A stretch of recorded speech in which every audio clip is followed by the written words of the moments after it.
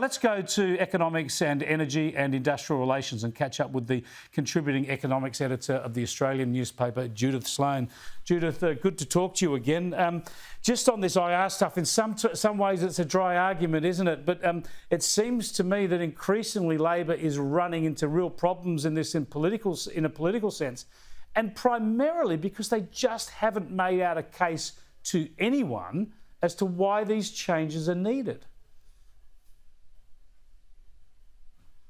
Well, who would have thought that it was actually David Pocock, the ACT senator, who kind of holds the balance of power at this point in time. I'm not sure he fully understands it all. Actually, I'm not sure anyone fully understands it all. But I think if you cut to the chase, this is the Labor government delivering on the union's wish list. And it's not surprising that it's a bit of a dog's breakfast. And it's not surprising that the employer groups are aghast. Although having said that, they did kind of try and deal themselves into the deal making in the summit and before. Yeah, they sure did. And it's probably not surprising Labor wants this through quickly because, as you say, there's no justification. They haven't made out a case for it. They're really just paying the unions back for support. So they just want to do it quickly on the back of their election win before it gets too much scrutiny. That ain't happening. Well, you know, the timing's bad too, as a matter of fact. So if, for example, you look at the Reserve Bank forecast, we're going to have pretty good GDP this year, but next year 1.5%. So the economy is slowing, the labour market will be slowing, unemployment will be rising, perhaps only slightly. So it's not a good time, but you know, I just can't believe how incoherent some of the changes are. For example, with the boot. You probably even know what the boot is, Chris. But the better off overall test.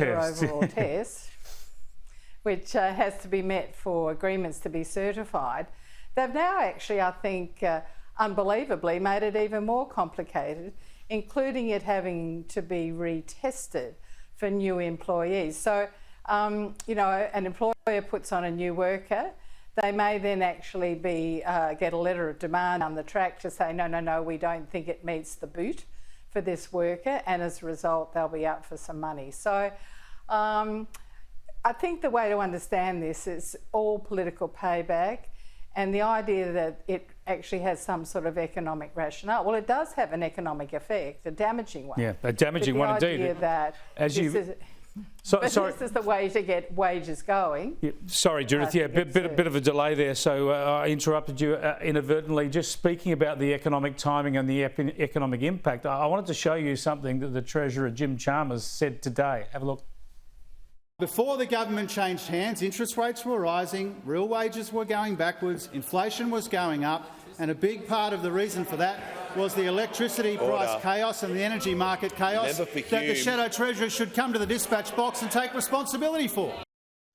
This is quite extraordinary. This is the current Treasurer listing the biggest problems in the Australian economy at the moment that are all getting worse, far worse in the 6 months since they won office, and he's trying to get the opposition to deal with it.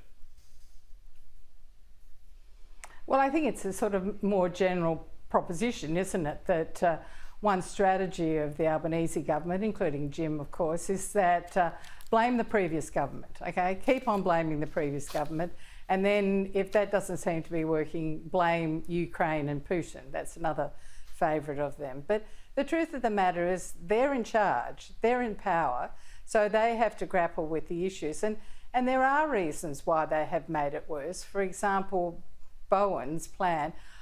I was talking to an expert in the electricity market, and I was asking him what was Plan B, what was Bowen's Plan B, and he said, well, what's Bowen's Plan A? And I think, you know, which I think is a fair point. So I think the thing is that there are reasons why the electricity market is very dysfunctional, and it actually looks as though it's going to get worse, not better. It sure does. It's a great worry. Thanks so much for joining us again, Judith. Pleasure, Chris. Judith Sloan there. She is a big brain on these issues, and if she says that things are looking like they're going to get worse, time to draw breath and dig in for the next couple of years, hey?